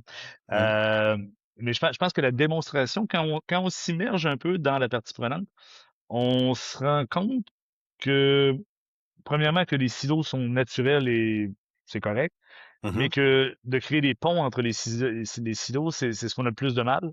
Puis le jeu donne des outils de base qu'on peut après ça faire évoluer pour résoudre cette tension-là, tu sais. Mais faut pas oublier, tu sais, on parlait de geek tantôt, Christian, là une bande de geeks ensemble va avoir tendance à se tenir ensemble le midi, puis ils parlent le même langage, puis si ça se trouve, ils se connaissent en Tout à fait. dehors du travail, tu sais. Le Tout à fait. silo est normal. C'est pareil pour les gens de marketing qui se croisent sur les terrains de Pareil. golf pour faire une belle caricature, tu sais, que toute expertise. Parce que c'est la fibre sociale humaine de vouloir se Tout à connecter fait. à nos semblables. Tout à fait. Puis ça a aussi une valeur. Tu sais, ça fait 40 ans qu'on parle de briser les silos, là. Pas Mhm. sûr que de briser les silos, c'est tant la meilleure solution, là. Non, non. Puis le parti pris qu'on a avec en tant que designer organisationnel, c'est de créer des ponts entre les silos. Edgy sert à ça en tant que langage, en tant que méthode, et le jeu, la partie prenante, sert d'introduction à cet univers-là, tu sais. Mais c'est pas un univers, on est loin de Star Wars, là, je veux dire, c'est du quotidien réinterprété pour faciliter les liens entre les expertises. Fait que tout le monde va se reconnaître quelque part assez vite, là. C'est comme une version sérieuse du Dilbert Principle. Écoute, on aime avoir un humour qui peut être parfois un peu niché, voire cinglant. Le jeu est quand même plus accessible, mais on pourrait faire une version d'Hilbert, ça serait génial. Moi, je me suis fait taper sur les doigts dans une séance de pratique du jeu. Tu parles d'humour niché, là, mais c'est ça. Le jeu est mieux fait que le genre d'humour qu'on peut avoir, effectivement. Il y a quelque chose d'important aussi, une autre date importante. Il y a le congrès Intersection qui se fait à Montréal cette année. Parle-nous de ça un Oui, peu. en octobre. Oui, ben en fait, il y a un organisme qui se trouve être une communauté de pratique internationale en design organisationnel ou enterprise design, qui est le terme plus utilisé en Europe. Cette communauté-là s'appelle Intersection. On a un congrès annuel depuis 11 ans et la 12e année, donc 2026, c'est la première fois que le congrès sort d'Europe et vient à Montréal. Très cool. Donc, on va avoir des experts de très haut niveau qui viennent de partout dans le monde, qui vont venir à Montréal pour justement échanger des nouvelles méthodes, des bonnes pratiques, présenter des use cases, etc. C'est un congrès qui est très, très accessible en passant. Quelle date? Euh, c'est 7, 8, 9 octobre OK. 2026. On va être en plus à Axé, donc le nouvel accélérateur de start-up dans la tour de la bourse à Square Victoria. Très, Super bel très chic, endroit. très à la Très, mode. très chic. Donc, je pense que ça va être une belle édition. Puis, ben, on va évidemment en profiter pour essayer d'amener le plus de Québécois possible pour faire grandir un peu cette discipline-là ici. Tant qu'à avoir l'occasion d'aller chercher un petit peu de visibilité, on s'en privera pas. Bien sûr. Hey Eric, ça a été un plaisir. Merci. On va falloir faire un deuxième épisode sur l'innovation. Tu as raison. Je pense que oui. C'est souvent, c'est souvent le thème de The Long and Winding Answer. On parle longtemps puis on se rend compte qu'on aurait pu parler d'autres choses. Fait qu'on fera une deuxième rencontre. Merci énormément de ta disponibilité et de ta générosité dans tes commentaires. C'est toujours un plaisir de te parler. Et puis, ben, à la revoyure. Merci à toi pour l'invitation. Puis, je t'attends au test de la partie prenante la semaine prochaine. J'ai mon billet. Salut, bye. Salut.